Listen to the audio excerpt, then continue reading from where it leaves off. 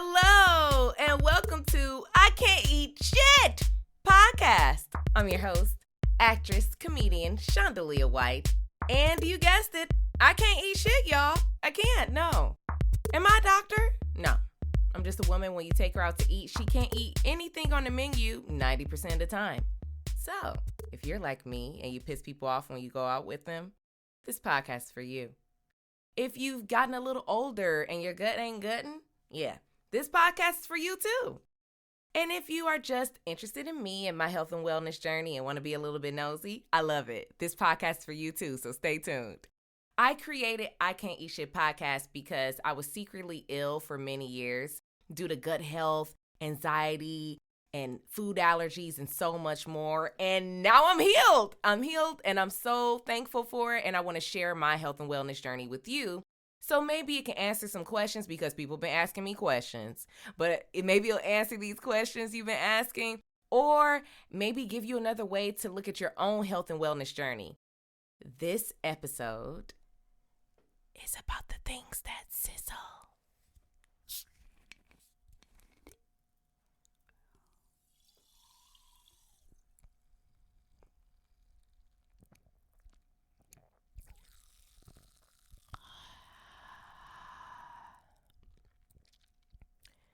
Like acid reflux and GERD and spicy foods.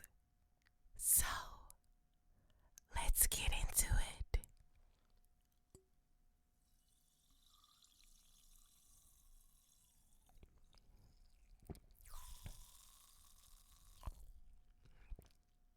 Can you hear it? I've always wanted to do that. Let's get into it.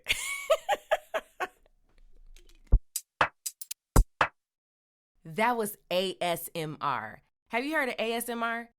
I hadn't either. I heard about it when I was doing a voiceover audition, and clearly I went down a rabbit hole and found a bunch of stuff about it. And it was really cool because there's like a whole community of people doing videos and stimulating people with crackles and whispers and, things that sizzle. So I thought it would be perfect for this episode. And if you aren't familiar with ASMR, it is autonomous sensory meridian response, super technical.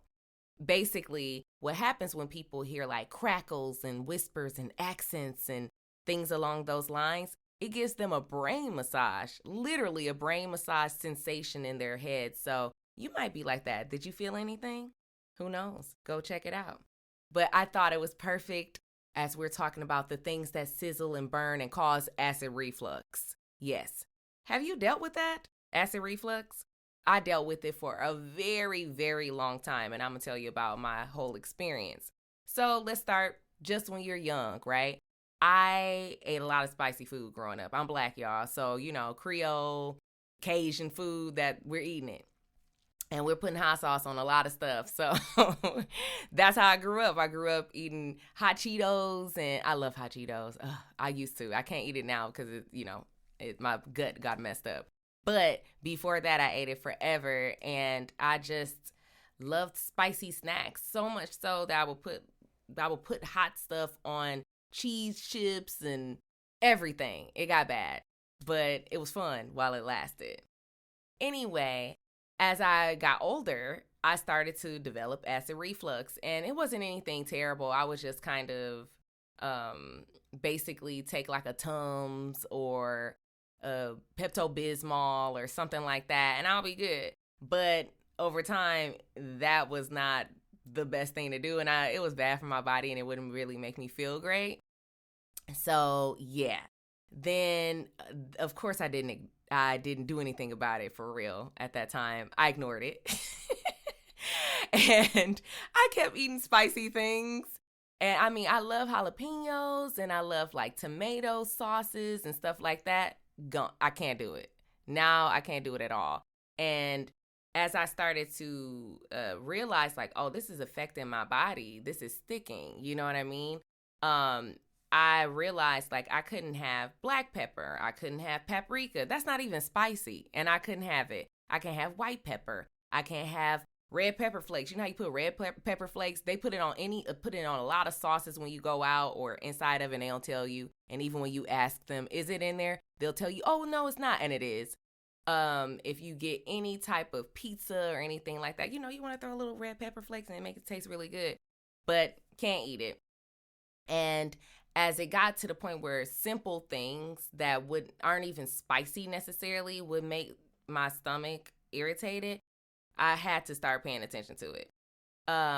So I developed GERD, which is a very intense, serious form of acid reflux. And I'm talking about, it got to the point where we can be standing right in front of each other, and you could probably hear the acid going from my stomach to my throat, like backing down like a Bellagio water fountain, honey. It was bad.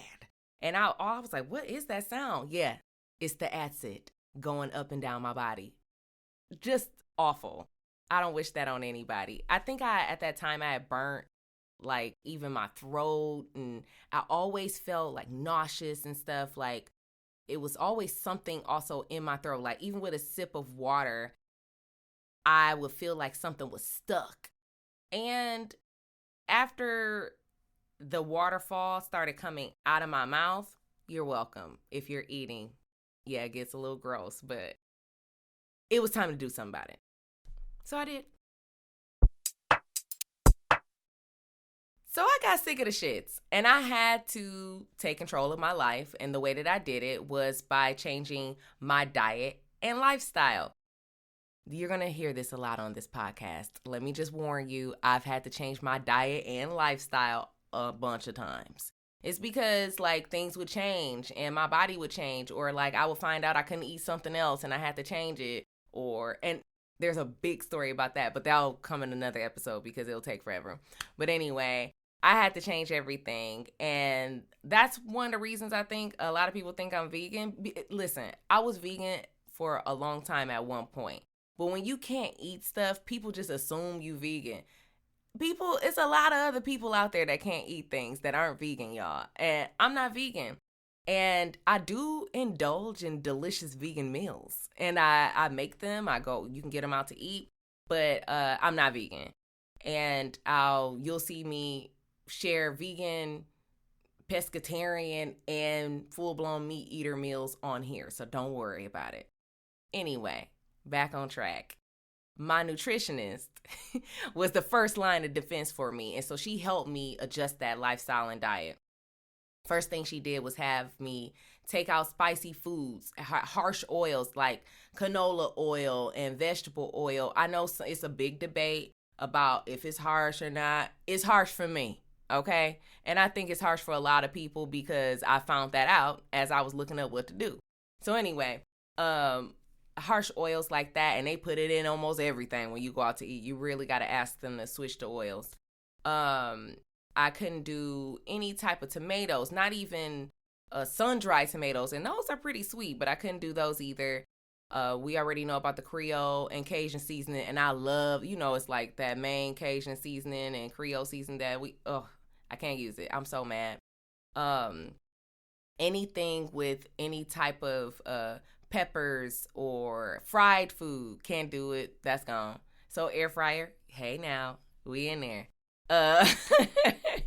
And let me see. I want to look. Let me just make sure I'm not forgetting anything. I said something about the red pepper flakes and stuff like that before. Oh no, onions. Can't do onions. Now I can get into the grilled onions a little bit if they're like sweet onions, but for the most part I can't do onions. And that back then I couldn't do any onions. It didn't matter what it was. And that means no gumbo. That means no African food. That means, honestly, a lot of different foods. That means no Italian food. It really limited the type of stuff that I could eat. And I had to get really, really creative. So a lot of people end up asking me like, okay, what do you do? What do you eat? And I do eat some things. I just had to substitute. So how did you substitute? Well, I had to substitute with like herb blends and like olive oil based sauces. And I do a lot of experimenting in the kitchen. I can cook. Your girl can cook. And I had to do a lot of experimenting just to get that same flavor, or something close to an equivalent from what I used to do. And I'll be sharing one of those with you up next. Also, one of the lifestyle changes before we get up into that is I kept going to sleep after I would eat. I wasn't getting the proper nutrition from food, and I was just passing out, like literally for over an hour. It was bad.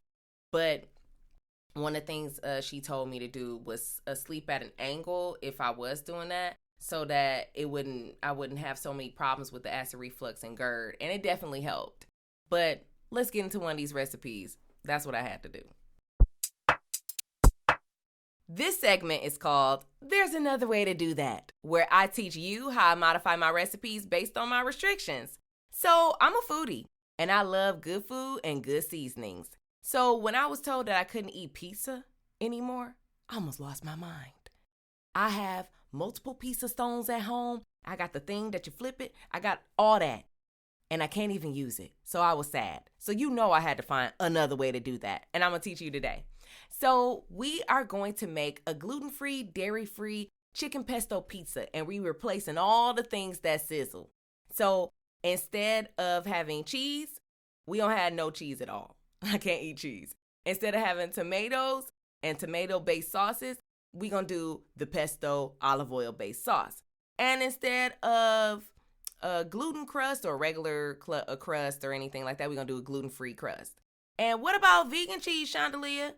Can't do vegan cheese either. I can't. But if you can, go for it. But I can't. So the reason I can't is because it has harsh oils in it, like vegetable oil or canola oil or legumes powder, which is like a chickpea or some kind of peas or bean powder or something. That messes up my stomach, so I can't do it. If you can do it, once again, do it. And stick with me. It's really good how I'm doing this, okay? Go in the show notes, cook along with me. There's another way to do that segment, full cooking segment that I do on TikTok and here on YouTube. Check me out, cook along with me, and let me know how you like the recipe. I might even throw it on Instagram. Check it out.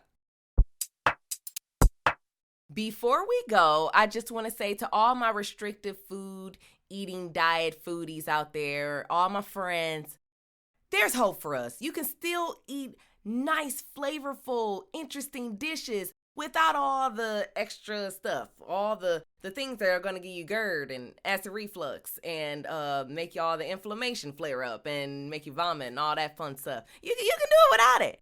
You can do it without it. It's just going to take a little time and patience, but you got this. Stay the course. We still in there. We still got good food.